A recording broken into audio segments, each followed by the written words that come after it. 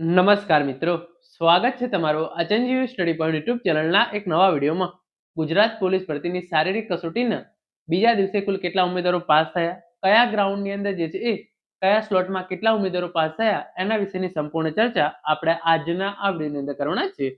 આપણને સૌને ખબર છે એ પ્રમાણે રાજ્યના વિવિધ 15 ગ્રાઉન્ડની અંદર ગુજરાત પોલીસ ભરતીની શારીરિક કસોટી જે છે એ યોજાઈ રહી છે.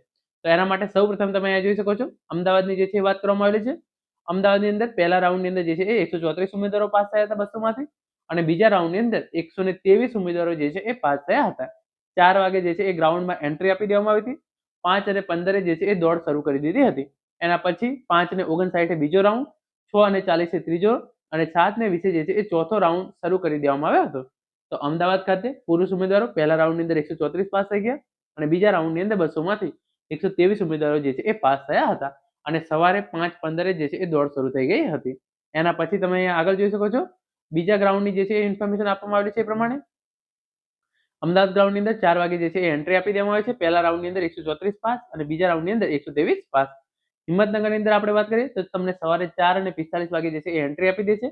પહેલો રાઉન્ડ જે છે એ 5 અને 20 જે છે એ દોડવામાં આવ્યો હતો, અને માત્ર જે છે એ 73 ઉમેદવારો જે છે એ હિંમતનગર ગ્રાઉન્ડ પર પાસ થઈ શક્યા હતા. એના પછી તમે જોઈ શકો છો જુનાગઢની વાત કરેલી છે. વહેલા તે પહેલાના ધોરણે પ્રવેશ આપવામાં આવે છે. 4 વાગે જે છે એ 200 ઉમેદવારોને પ્રવેશ આપ્યો હતો.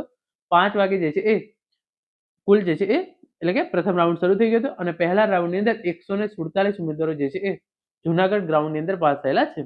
વાત કરીએ ગોધરા ગ્રાઉન્ડની તો 50% જેટલા ઉમેદવારો જે છે એ પાસ થાય છે. પહેલો રાઉન્ડ 5 અને 20 જે છે એ શરૂ કરવામાં આવ્યો હતો. પહેલા રાઉન્ડની અંદર 105 જેટલા પાસ થયા, બીજા રાઉન્ડની અંદર 100 કરતા વધારે ઉમેદવારો પાસ થયા, અને ત્રીજા રાઉન્ડની અંદર 115 પ્લસ ઉમેદવારો જે છે એ ગોધરા ગ્રાઉન્ડની અંદર પાસ થયેલા છે. પછી મહિલા ગ્રાઉન્ડ ગાંધીનગરની અંદર વાત કરીએ તો સવારે 4:30 વાગે જે છે એ એન્ટ્રી આપી દેવાનો છે.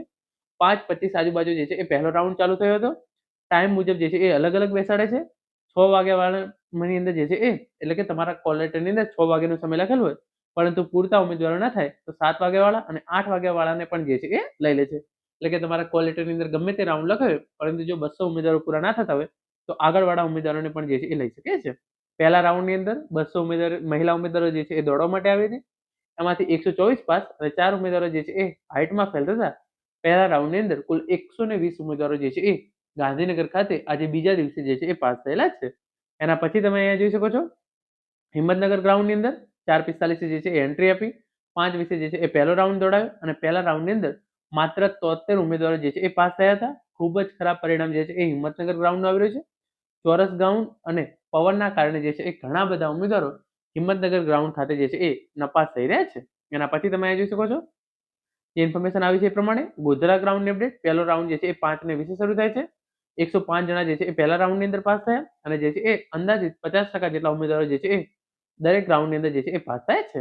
પછી હિંમતનગર ગ્રાઉન્ડ બીજો રાઉન્ડની અંદર 200 જણા દોડાયા, એમાંથી જે છે એ 62 જણા પાસ થયા, અને ત્રીજા રાઉન્ડની અંદર જે છે એ 200 જણા દોડાયા, એમાંથી 49 જણાઓ જે છે એ પાસ થયા છે.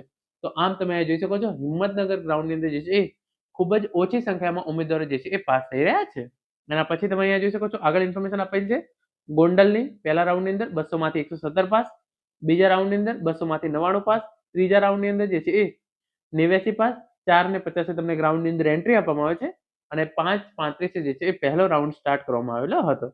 એના પછી તમે જોઈ શકો છો મહેસાણા ગ્રાઉન્ડની અંદર પહેલો જે છે એ 5 અને 45 રાઉન્ડ શરૂ થાય છે. 200 માંથી 93 પાસ, બીજા રાઉન્ડની અંદર જે છે એ 79 પાસ, ત્રીજા રાઉન્ડની અંદર જે છે એ 82 પાસ, અને કુલ જે છે એ 5 શિફ્ટ હતી, તો 1000 ઉમેદવારો જે છે એ ગ્રાઉન્ડની અંદર આજે હતા.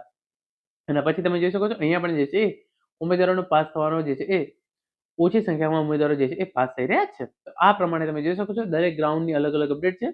બાકી જે પણ વધારાની ગ્રાઉન્ડની અપડેટ હશે એ હું તમને જે છે એ પોસ્ટ દ્વારા જણાવી દઈશ. તો તમે જે છે એ ચેનલને સબસ્ક્રાઇબ કરીને રાખજો.